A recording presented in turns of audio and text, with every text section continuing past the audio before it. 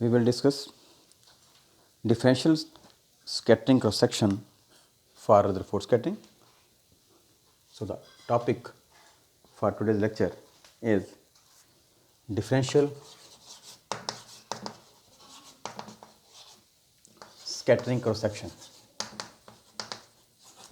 Scattering cross section, that is sigma of phi.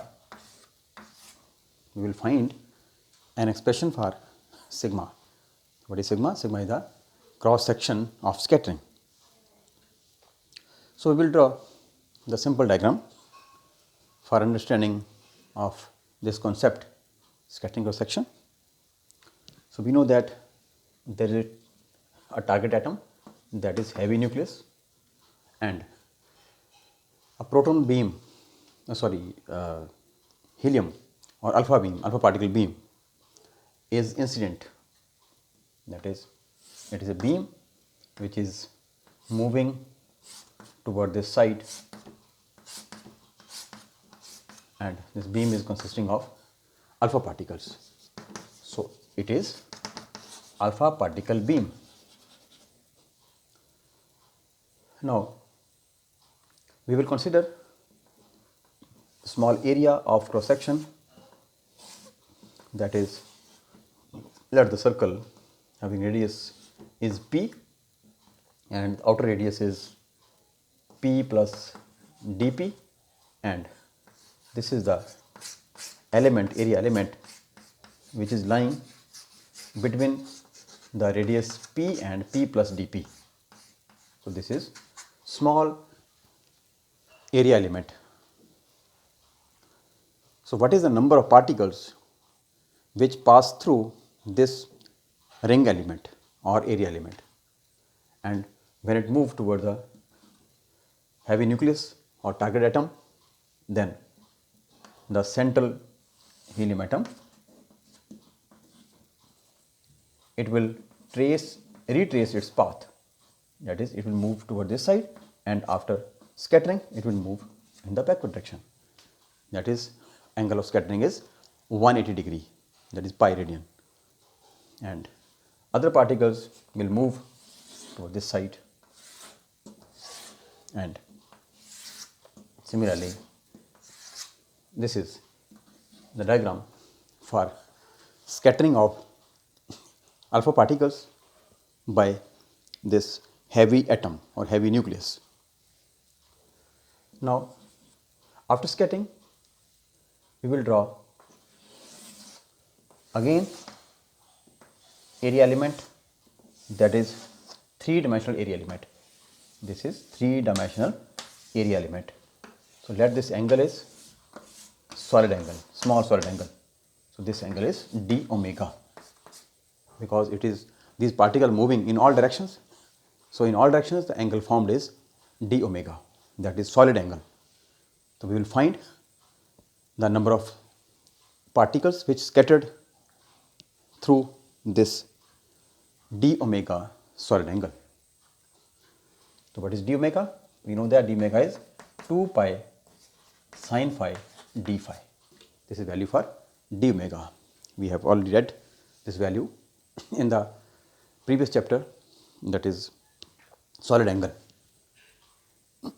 Now, we will make the equation for incident particles and for scattered particles, because the number of particles which are incident through this area element p and dp, and the number of particles scattered through this area element d omega, that is solid angle d omega. So, the equation is formed by number of alpha particles incident through area element p and p plus dp radius, this ring. How many number of particles will enter through this element is always equal to the number of particles passing through this d omega element. So, number of alpha particles scattered through d omega element. So this is the main equation which is formed from the diagram. So the role of a diagram is only to prepare the equation. This equation is obtained from this diagram. Now we will find number of particles. So to find this number of particles, let the intensity of particles is I, that is intensity of incident particles. So what is I? I is the intensity of incident alpha particles. Alpha particles means, intensity means number of particles which are entering towards the target atom, that is intensity. So we will make the equation or prepare the equation from this equation, number of particles. So on left hand side, this is our left hand side and this is our right hand side, and both are equal. Now mathematically we may write the equation as number of particles entering through area element P and P plus dP. So it is intensity of particle into area element dA, and is equal to number of alpha particles scattered through d omega. And the equation, mathematical equation for scattered particles is I into sigma phi into d omega. So this is the mathematical form, and I am writing or putting negative sign for the scattering particles. So this is the equation. So this is basically mathematical equation for the previous condition which I have written. So this I, what is dA? dA is the area element. This is small area element. So what is the area of this element? It is 2 pi p into dp. So this area of this ring is 2 pi p dp, and minus I into sigma phi. What is sigma? Sigma is the area of cross section which we will find in this article, into d omega, and d omega is 2 pi sin phi d phi. So this is our equation number 1 or main equation, that is I into 2 pi p dp is equal to minus 2 pi I sigma phi sin phi into d phi. Now I will cancel out, and 2 pi is also cancelled with 2 pi, and we have to find the value of sigma p from this equation. And what is sigma phi? Sigma phi is equal to p into dp over with minus sign over sin phi d phi. So this is the equation for area of cross section or differential scattering cross section, because it is in the form of derivative. So it is called differential cross section. Now we will put the value for P here. What is P? So we know that P is impact parameter. We have studied in the previous article. So what is impact parameter? So we know that P is equal to ZE square upon E. P is equal to ZE square upon E into cot 5 by 2. I think cot 5 by 2. Yes. So we know, or since this value is already known, P is equal to ZE square over capital E into cot 5 by 2. Now what is dP? Taking derivative on both sides means on differentiating this equation on both sides, we will get dP is equal to Z E square upon E, these are constants, and cot 5 by 2. So, we know that the derivative of cot phi by 2 is minus cosecant square phi by 2.